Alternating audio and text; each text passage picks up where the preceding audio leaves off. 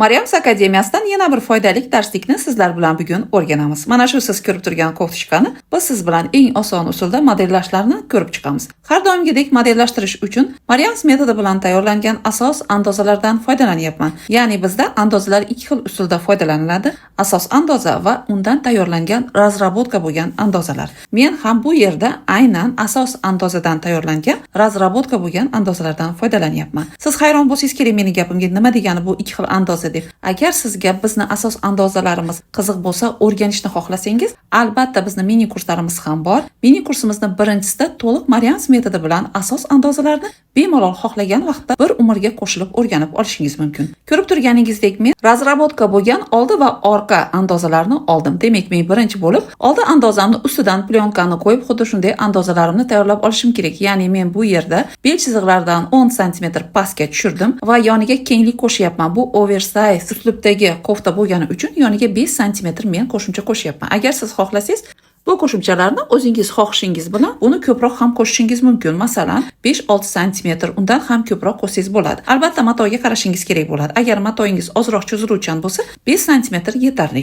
Yelkasidan 38 sm tushirdim. Agar sizga yengini uzunroq qilishni xohlasangiz, bundan ham uzunroq qilishingiz mumkin. Yengini uchini men keng holatda qoldirganman, 20 sm.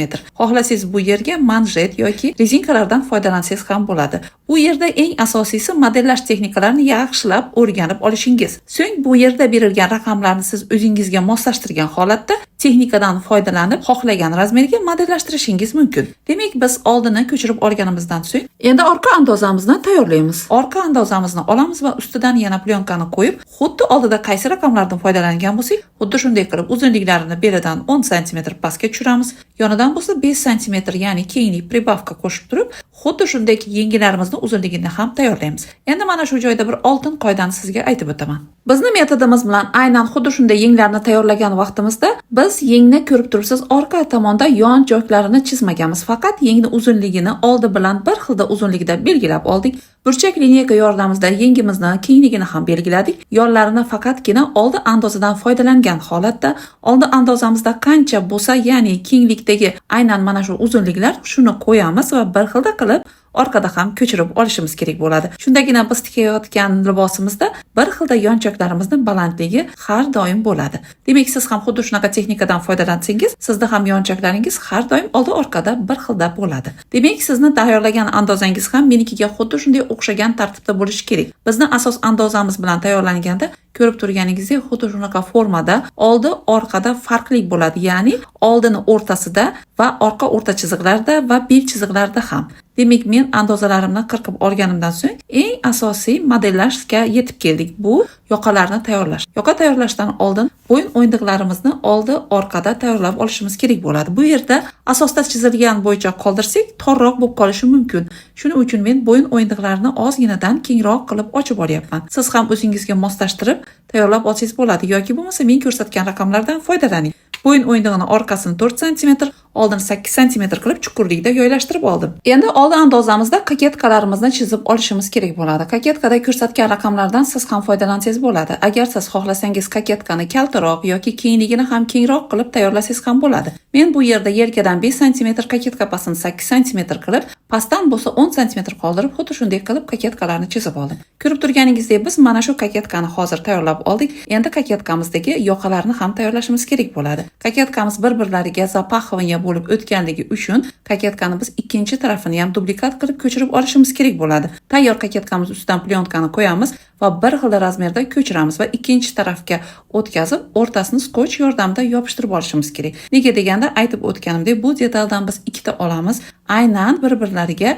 zapaxovanya bo'lib o'tib turgani uchun. Mana shunday qilib skochda yopishtirib tayyorlab olganingizdan so'ng men ko'rsatgandek burchak lineykada to'g'ri qilib yuqoriga chizib olasiz va oldi o'yindig'imizni davom ettirib bir-birlari bilan tutashtirib qo'yasiz. Shu bilan bizni oldi kaketkamizni bir tomoni tayyor bo'ldi. Bu detaldan ikkita olamiz va bir-birlarini ustiga o'ng tarafini yuqorisiga o'tkazib, xuddi shunday qilib qo'yib, keyin tikishimiz kerak bo'ladi.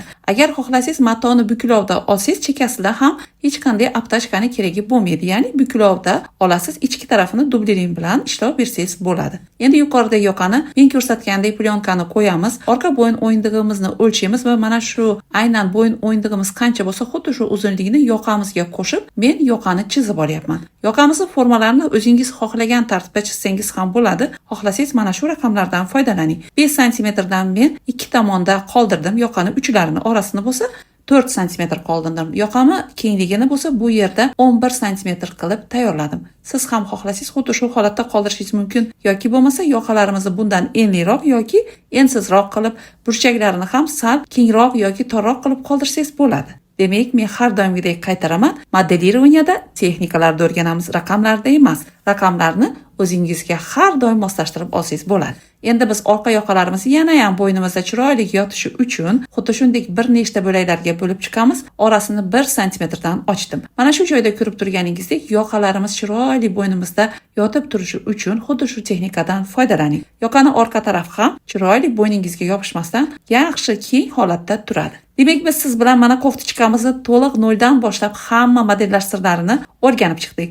Marians metodi bilan hamma modelирование juda ham oson. Agar siz ham muammosiz modelirованияларni tayyorlashni xohlasangiz, aynan sizlar uchun 20-iyun kuni Marians akademiyasi master-klassni tashkil qildi. Siz ham albatta bu master-klassda qatnashishga harakat qiling. Bu master-klassimizda aynan siz kutgan juda ham noodatiy bo'lgan modelirovaniyani noldan boshlab hamma sirlarini ochiq ko'rsatib beraman. Albatta siz ham bu master-klassda qatnashishni xohlasangiz, hoziroq izohlarda plus qoldiring. Yopiq Telegram kanalimizga ulanmagan bo'lsangiz, albatta yopiq Telegram kanalimizga ulanib olishni unutmang. Bu master-klassimiz yopiq Telegram kanalida bo'ladi va sizga juda ham noodatiy bo'lgan sovg'alarni ham tayyorlab qo'yganman. Kim master-klassda qatnashsa, bu sovg'alarga ham ega bo'ladi. Men albatta sizni ham Mariams Akademiya master-klassida kutib qolaman. Bunday foydali ma'lumotlarni yaqinlaringizga ham ulashib qo'ying. Mariamsga obuna bo'lib, like bosib, izohlarda fikringizni yozib qoldirishni unutmang.